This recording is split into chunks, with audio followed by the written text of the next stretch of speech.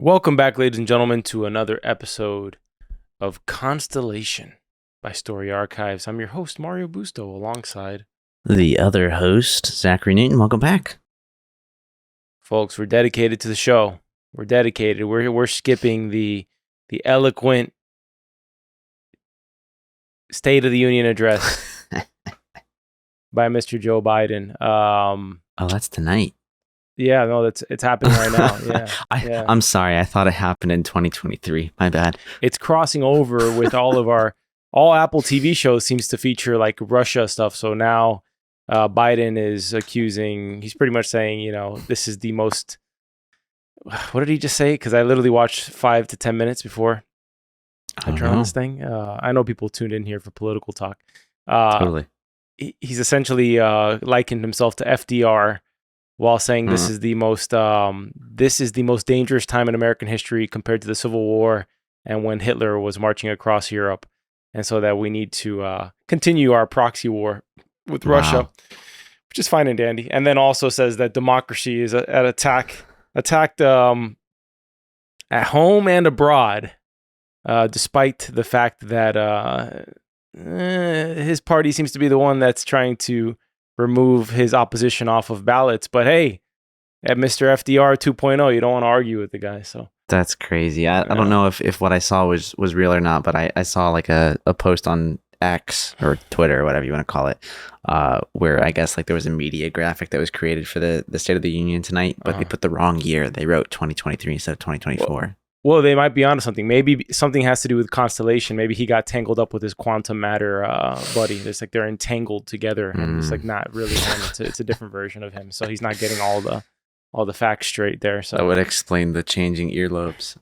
Oh yeah, honestly, you should have heard it. It was like a standing ovation. It was like as if Beethoven was performing live. Nancy Pelosi was ecstatic because her Nvidia stock puts are up like $200 million this year. Yeah. Anyways. All right, let's get into what people are here for. I was just going through my notes. There's so much that occurred. Just absolutely so much that occurred in this episode. And it's just no wonder that Noomi Rapace decided to take on this show because it's pretty fantastic. We're midway through, I think, season 1 at this point. This is episode 5, titled 5 Miles Out, the Sound is Clearest. And we learned a lot more than we ever had before about the Cal, about quantum matter, about what's going on between the dual realities that we're experiencing watching this show. And we even get introduced to a few new characters, specifically, I got the name of the guy, Lawrence, but I did not catch the name of the elderly woman who was at the Marine Observatory I could not. Wahlberg, I should say. Yeah. Skagerrak Marine Observatory.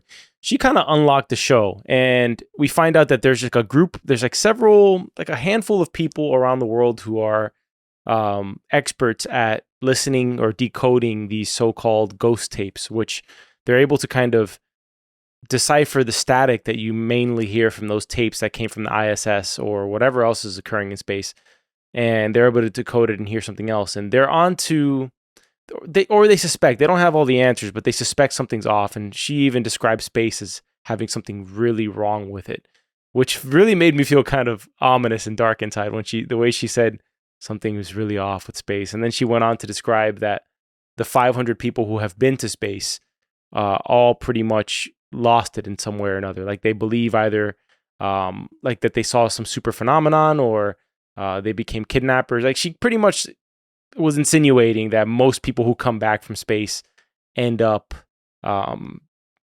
kind of being rattled a bit or burning out, as Frederic was talking about with Magnus earlier in the episode, which I gotta say, Magnus's tolerances for his wife's boyfriend is just absolutely the most off-putting thing about his character. Yeah.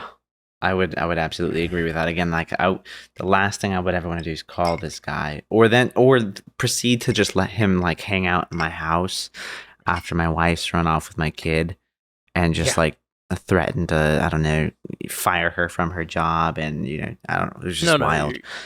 He's calling his wife's boyfriend for pretty much help. Emotional support during this difficult time. Like, give me a break. I mean, granted, maybe he's under the impression that he has like a different connection with her, and he just wants his daughter back at this point. Maybe he's just kind of done with the marriage, and he's just trying to do something. But dude, just involve the cops. I don't know. I just don't. It's pathetic. So Yeah, I kind of got that. like that's the only way I could kind of explain that is that he's just like he doesn't care about the marriage, which I mean I guess I get it. They both cheated on each other in this reality, so it is what it is.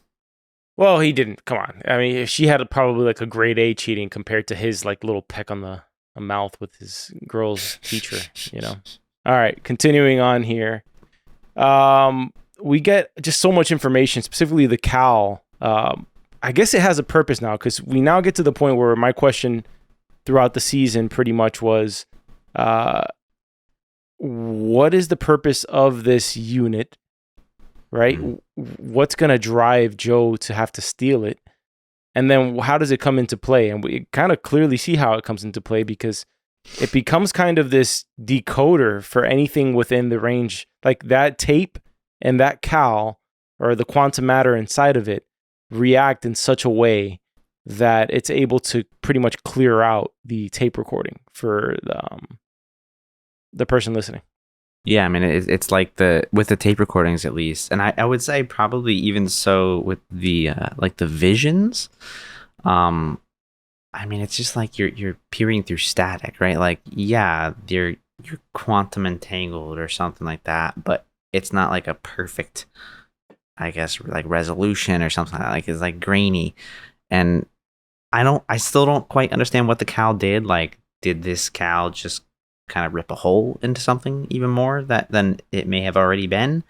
Or is it just kind of like sitting in this state? I don't know. That's just kind of influencing both sides, both universes, I suppose. I'm not quite sure, but it's nice that it did clear up the tape. I'm curious to see if we end up hearing Paul, right? Like that's one side of the story that we still haven't seen. We're halfway through the season, and we've only been focused on one side of the universe, which, I think I'd be okay with it if we kept with the one side of the universe. Like I'm not dying to see the other side. It hasn't been built up much at all anyways. It's kind of nice that it's just this mysterious thing over there. I don't know if you feel any different about that though. I just, it seems we got confirmation, first and foremost, that Joe's not hallucinating, that she's not having any sort of weird, like that she's not imagining the conspiracy against her. Like things are clearly happening to her, that they're conspiring against her to the point where we're told that Irina is an expert in this situation, that if she wants help, that she's an expert with these matters. So Henry at one point in the episode said, Irina, you got to come and pick up the pieces. So that means that she's behind it in some way or another. So we saw that in this episode. This is something that they've figured out. So I'm assuming we'll get some sort of flashback showing us or explaining to us the first instance of this occurring and the work that was done to understand that lithium is a blocker for this, because the pills seem to keep the two worlds apart in some way or another. Maybe it turns off one part of the brain and allows you to kind of continue about your way. Now, we got so many answers, man. I mean, we found out who the woman was in space. Well, kind of found out who the woman was in space who supposedly was behind the ISS crash, right? And we also find out that woman's been the one who's haunting Alice, right? What she calls the Valia. And kind of creepy that when she made that drawing, something about little kids drawing, like the things that are, you ever seen like a horror movie where like the kid draws like the monster on the paper?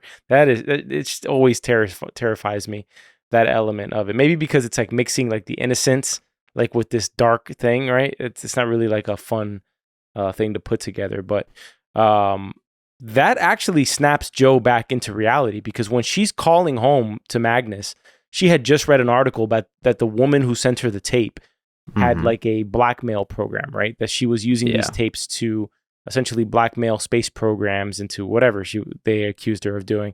And it's not until Alice shows her the Valia, the person that's making her hide in the dresser pretty much, that she hangs up the phone and realizes, oh no, I got to keep on following this thread. because I'm on to something here. Mm-hmm. Yeah. Well, you said that you think you got the answer of like who the person was in space. I mean, who are you saying it is? The woman from 1967 on the tape. Which should be Irene.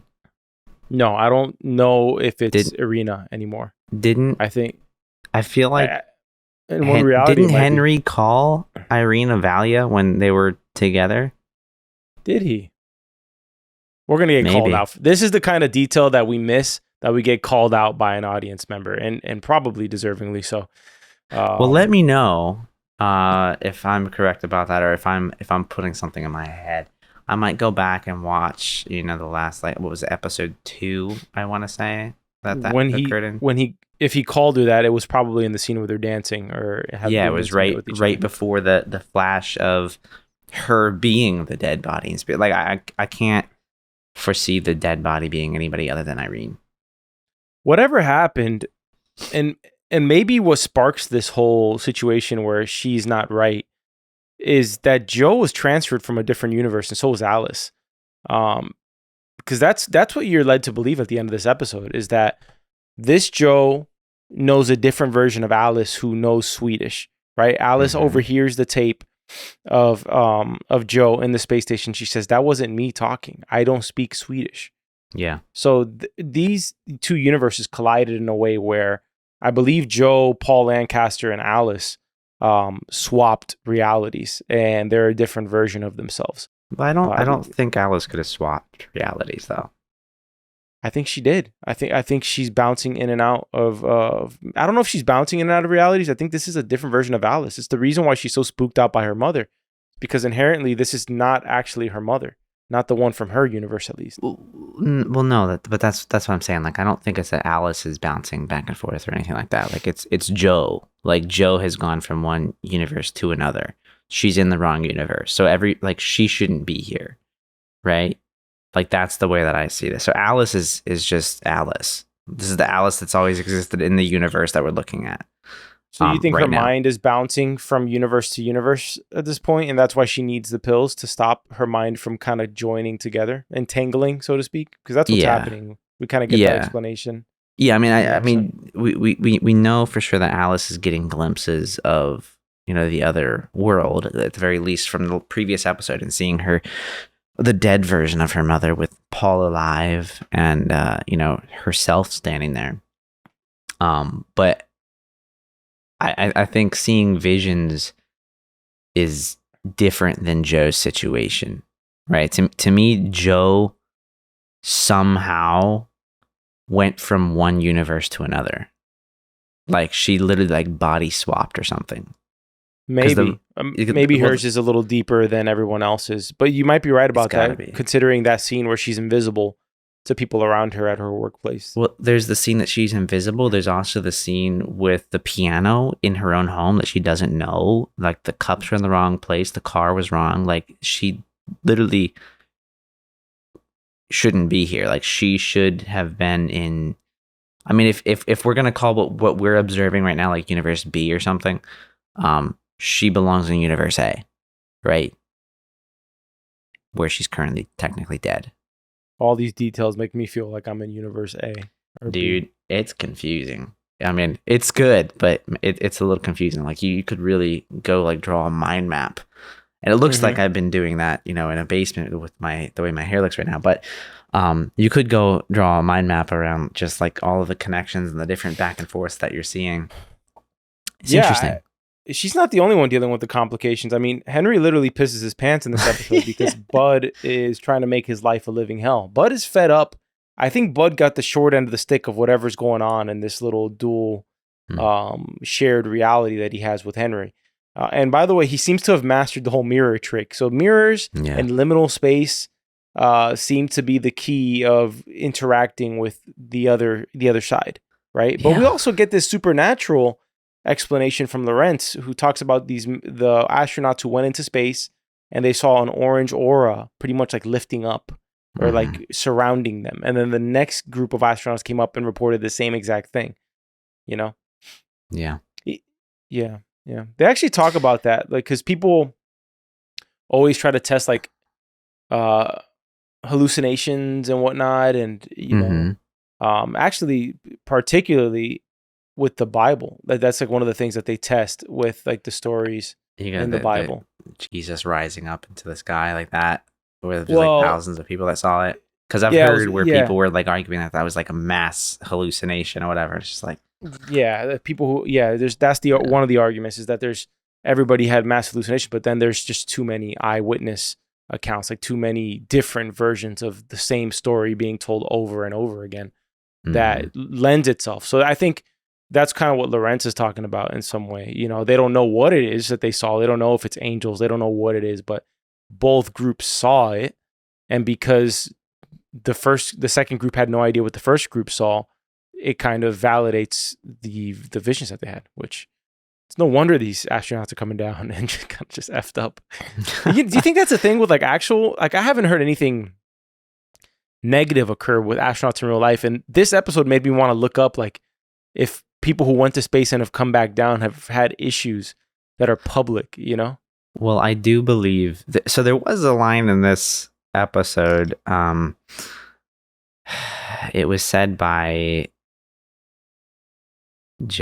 Frederic to Magnus, and it was about, you know, astronauts coming back and having like issues with like their vision or something like that. And that I do believe is a real like side effect of being in zero gravity. Like the actual like shape of your eyeball starts to change, and as you get like reintroduced to gravity, it messes with you. Like I don't know like what it does to your vision necessarily and how long term that would be, but that is something that I've heard in the past, like years ago prior to the show. Yeah, I'm not exactly sure what the case, but I'm also not exactly sure. Like Henry asks Bud in this episode, does an astronaut named Joanna Erickson exist in your world? So he's asking those questions too. So we pretty much got all sorts of confirmation in this episode that what we've been thinking is correct about these two versions of these people, or multiple versions. Who knows how many more? I'm voting for 2. We already wagered on that, correct? Yeah, we did wager on that one. I said I'm more. 2 and more. I said 2 or more. I said 3 or more, pretty much. 3 or more, yeah. Yeah, because I'm convinced that there's a reality where Joe died in some way. There is. That's Universe A. Man. What are you talking about? I think there's multiple versions. You might be right. Okay, it could be 2. Yeah, here's what I'm saying. All right, my vote is that there's 2, right? Okay. So I think we've been seeing mixes of let's just call it Universe A and Universe B. I think the Joe that we are following comes from Universe A and has somehow ended up in Universe B. And so where's the B one? She's dead? She transferred to a reality where she's dead? So I think Joe, right? Yes. Like this is where it gets weird, right? There is a dead version of Joe and there's a live version of Joe. The problem is what happened to Universe switched. B? So at what point did their bodies switch? I would assume that it had to do something with the Cal, because look at Paul. There's 2 versions of Paul. There's one where he's clearly dead, and there's another one where he's alive. And he's dead in Universe B, but he's alive in Universe A. So it's like they both somehow switched places. I don't know why, but they like switched into a different universe. So like again, like we're looking at a Joe that's out of place. She's in a foreign land. This is not normal Joe. She's getting flashbacks of the universe that she's from, which was her other daughter that we keep seeing flashing into the screen, which is where Paul Lancaster is, who's clearly still alive. 3 made more sense last episode. Now 2 is starting to feel pretty strong. So I'm gonna have to re-listen to what that wager was to see if I can spark my memory as to why I thought that was a good idea. But continuing on here. Speaking of seeing things, I just finished Tokyo Vice season 1 on HBO, and it's great. I'm gonna stop watching it, and I'm going to record a season wrap up for that. So if anybody's interested in that show, stay tuned for that. I might as well just do all the housekeeping right now. We're also gonna do Masters of the Air episode, whatever we're on at this point. We're nearly done, in Masters of the Air. We're about to get the first glimpse of the Tuskegee Airmen. That should be fire. I don't know how many episodes they're going to be in. Hopefully at least 2, where we can see their impact on the war. And you can catch up with us on the commentary. Seems like you guys are enjoying the shows.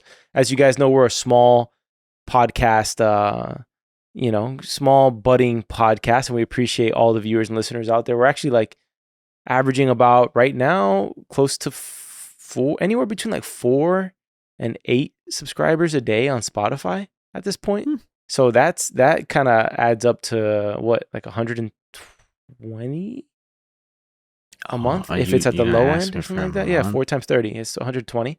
So thank you very much. So we appreciate the likes. For those of you who have rated the podcast, 5 stars and left us a review, it really does help. Sharing the podcast with a friend. We hope you enjoy it. And yeah, we appreciate all of you. We love you all, even the ones who leave us hate messages occasionally on the polls and in the emails. Well, we don't love you guys, but but we hear you, and we hope you stick with us and you join the Story Archives family and bounce between realities with us. Yeah, that'll be a fun one. Maybe one day. They're like Alice. They're like non-Swedish speaking Alice. The ones who don't like our show, they're like maybe in the other reality they did, but they find out this reality. Oh, we don't like these douchebags. But anyway, let's continue onward. Oh, by the way, Colin Farrell's having a show on Apple called Sugar. Looks pretty dope. I've seen the trailer, like a peek of the trailer like twice. I think he plays like a hitman or something, and it looks pretty good. It's definitely up our alley. Huh. So yeah. There's a lot of good shows coming out. Take a look at it. Yeah. All right. Let's continue onward here. Oh, by the way, I'm trying to find a reason to be lazy on Saturday, so I think I'm gonna just do like a massive Oscars movie catch up watch thing. I don't know how many movies I'm gonna be able to fit in, but I'm gonna pick the ones that I haven't seen that stick out to me, like The Holdovers and I think Nomadland or The Zone of Interest, like those particular ones. I've already seen Oppenheimer, so I can skip that for now. And I have to watch Barbie. I have not watched Barbie, but the only one on that list I've seen is Oppenheimer. It's a musical, right? It's a musical. Barbie. I think so. I want to say it's a musical. I mean, I feel like it would be very boring as not a musical. The only musical I've ever watched that I was like, this is awesome, was Les Mis. I thought that was great with Hugh Jackman and Amanda Seyfried. Anyways, back to the show. Come on, Sound of Music. You gotta enjoy that. I have never watched Sound of Music. What? I have not. I've watched it like 2 times this week. So at the end of the episode, when they go to the cabin, how crazy when Joe decides to drive across the lake. Is that a thing? People actually drive across frozen lakes? I've done that before. Yeah. Granted, we were a bit more certain that it was really frozen when we did that. It wasn't cracking underneath us like it was in this. I was like, oh my God. But then I'm like, we've seen scenes where they're in the cabin already. So like nothing's going to happen. I've driven across the frozen lake. Well, what's interesting is that now we've reached a point in the show where they're at the cabin. It seems like both realities are at this damn cabin, right? So now both timelines have pretty much caught up with each other. And next episode is going to be pretty much present. Yeah. So like up till now, we've been catching up to this point at the cabin. We start the series in the car heading to the cabin, getting to the cabin. Now we're at the cabin. We get the reality now of what has occurred. You good? It looks like you. I don't know what I'm hearing. I feel like I'm hearing like lasers shooting off in my ears or something. I'm like, what is going on? I have no idea what it is. I'm sticking with you though. Yeah, we're catching. Maybe you need to check your vitamins, pal. I don't know what it is. I'm just like maybe I've got like supersonic hearing or something right now. Who knows? I'm not taking lithium. I'm good. Hey, speaking about lithium, Ilya, we didn't mention this, but she does call Ilya, Joanna does, and tells him all about the situation he's had, which I always said, Ilya's a stand-up guy. I always said in the brief times I've seen him on the show, I like him. He goes to the lab, tests his vitamins. Yeah. Turns out they're fine because he's in group A. And then he requests some medical documents that immediately get flagged by Irina, who approaches him and says like, hey, your friend Joanna, who's been calling you, I need to talk to her. I'm the only one who can help her. So I'm starting to think that Irina actually can help Joe. It's a matter of whether it's the help she needs or not, you know? I don't think it's the help she needs. I feel like this is like, Russia and the US trying to keep secrets. Like that's what it feels like. Like I don't think Irene's gonna help in any way. They don't seem like they're friends. You know? You know who else isn't a friend? Bud, because he says he's coming to F things up for Henry. And I'm dying to find out how he's going to do that. I was slightly terrified of those scenes with him talking to himself in the mirror and wondering if at any point like an arm was going to just jut out from the mirror and grab him by the throat or something. That's what I was thinking too. Like I got that feeling. Like I don't know like how far can you cross over in this reality? Can they touch each other? I don't know. I mean, you mentioned it already. Bud made Henry piss himself. What else could he make him do? I would wonder, like, could Bud shoot himself in the head and that kill Henry? But then again, I think Irene is dead in space and she's alive down on Earth in a different universe. So I don't know. No, Irina did mention that if something happens to one on the other side, that's drastic, that the other one feels it or is impacted by it in some way. So well, maybe that's why she's got like terminal cancer. Yeah, maybe that. I mean, Henry did throw a guy off a cruise ship, so that's kind of a major event. Yeah, that's true. Which apparently he's off that cruise ship. He just lives a really lonely. Not Henry. Bud threw a guy off a cruise ship. Bud is in a very sad existence. Like he's calling his daughter who won't pick up the phone, and I'm your supposedly father, or I'm your sort of father, or something. I don't. A little odd. Yeah. All right. Well, Bud's a dick. Like that's all I can say. I wouldn't pick up his phone call either.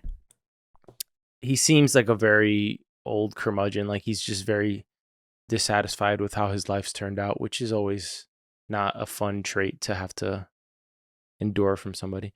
But I think that just about wraps up everything that we can talk about in this episode.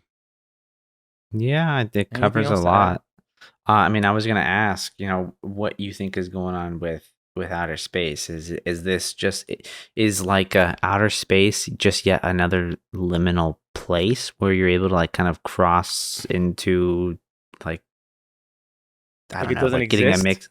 Well, not that it doesn't exist. It's just like it's an ocean, a space between places, right? Like so just like they went out on the boat, right? They went on the boat to get into the middle of nowhere where it was quiet, 5 miles out, great. And they were able to, like, that's where you're able to hear the things on the tapes. But you couldn't even hear those things on the tapes until you were out there. It was just static otherwise. That's the one question on the show. Not the only question on the show. I have no idea what's going on. But it's one that from this episode that I surely don't have an answer for. I have no idea what she meant by that comment when she said something's badly wrong with space. So we'll find out. Kind of hope next episode we get a glimpse of the other side with Paul and what's going on over there. I feel like it's bound to happen at some point. I think a lot of it might actually happen in the cabin because I think it was the previous episode we saw there was like 2 separate scenes. One of them was Joe going to the cabin with Alice and she's like, "Oh, you're like don't expect him to be here." And then there was another scene with Magnus going to the cabin with Alice and he says, "Don't expect her to be here." Right. And I at first when I saw that, I kind of thought it was just like, oh, this is a flashback. Like I'm just seeing like I don't know, a daddy-daughter trip or something like that. But I feel like that's actually happening at the same times. And we're going to have like a ton of overlap. Like I think that has to do with why we were seeing like 2 versions of Alice. And don't forget, Joe has the cowl, right? So like that might just be ripping a hole, within the cabin at the very least and allowing them to bounce back and forth between realities. You know what would be like a horrible choice for the writers to do? You ever seen the movie Vantage Point? With Dennis Quaid? This is like a deep cut. It's a movie about like I think it's like a politician gets assassinated, and the whole movie is all of the vantage points of this assassination. And it's a really cool premise that you get to see like everybody's vantage point. But the way the movie does it is it shows you the whole thing, like the whole event pan out. And it takes you through like a million different vantage points. And it rewinds every single time to the beginning of the movie again. This, yeah. Okay. I saw that in the theaters, I think, with my mom when I was like a kid. And it was a device that didn't work well, to the point where, like, by the time you got to the third or fourth rewind, the audience would go, oh, like they were groaning in pain. Could you imagine if season 2 of this show is just the other Joe on the other side for the whole season? No, because Joe on the other side is dead. Well, that's what you think. I'm putting my foot down. Joe on the other side is dead. Yeah, true. Unfortunately. True. Maybe it's Paul on the other side. But all right, let's wrap up this episode. Let's get to categories. All right, let's do it. Let's go with best character of the episode. It's gotta go to. Damn. I gotta say Joe. I'm gonna give it to Joe. I wanted to say either Alice, Joe, or the woman at the observatory. Okay. But I'm gonna stick with Joe. I was actually gonna. I mean, I guess I'm zagging here a little bit. I was gonna go with Bud. I mean, he just stands out to me so much in this episode. Like, I feel like the people in the observatory, I don't think we're gonna like ever see them again. Like, I think it was just like a, hey, here we go. Here's some tapes. It's a jumping off point. Like, I don't know that they're going to be critical long term to the storyline. Well, we found out that they went to prison already. So, I mean, hopefully they don't go to prison again. But I would like to see them again in the story. Yeah, I mean, they seem like the cool grandparents that just have all of the answers from their many years of experience. Yeah. But yeah, no, Bud, stands out to me a lot in this episode just with his craziness. Like, I want to know what he's up to. I don't know how he's gonna mess things up, but we'll find out. Next category. Favorite scene. It has to be the car when they finally put the tape in the Fisher-Price little speaker box and put it next to the cowl, and you can hear everything clearly. I thought that was a great scene. Okay, that was a good one. I'm struggling to think of anything else. I actually liked the whole adventure of like going out on the boat and going to listen to the tapes for the first time, just kind of like starting to reveal the mystery a little bit. I thought that was interesting. It was also a little creepy. Yeah. I was expecting like Alice to, I don't know, like freak out or the fact that she like snuck this phone out there into the middle of nowhere to be more problematic than it was, beyond just her calling, Magnus. But I liked the whole scene of them going out on the boat. I enjoyed that. Yeah, I agree. I agree. All right. Best line of the episode. Did you have a line for this one?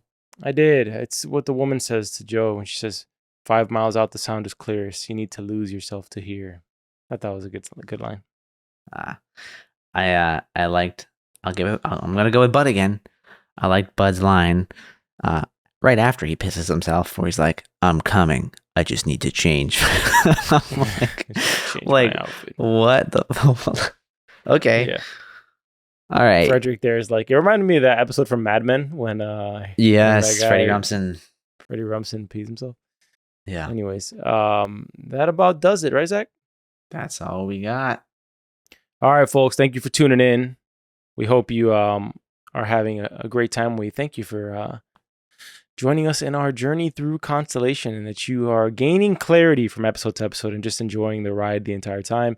As always, you can catch these episodes weekly, and also our coverage of Masters of the Air, which we are at least 3/4 of the way through with that series. Also, we have been posting our Peaky Blinders coverage. I think we're like on season 3 or 4 already on YouTube, but you can catch that full series already on anywhere you listen to podcasts, whether Spotify, Apple Podcasts, or if you want to listen on YouTube, you can also tune in on YouTube as well. So thank you for tuning in. As always, thank you for helping us grow our little small channel that has seen so much growth since last year. And we thank you for joining us. We appreciate all of you, all your different opinions and theories about the shows, and keep sticking with us. For sure. Well, Thank you for listening to this episode of Constellation by Story Archives. You can find this anywhere you find podcasts, Apple and Spotify podcasts. You can find us on YouTube at Soapbox Podcast Network. Visit our website at soapbox.house. Email us at contact@soapbox.house. And there is a link in the description below to sign up for our quarterly newsletter. All right, y'all. Until next time, take care. Have a great weekend. And see you on Masters of the Air.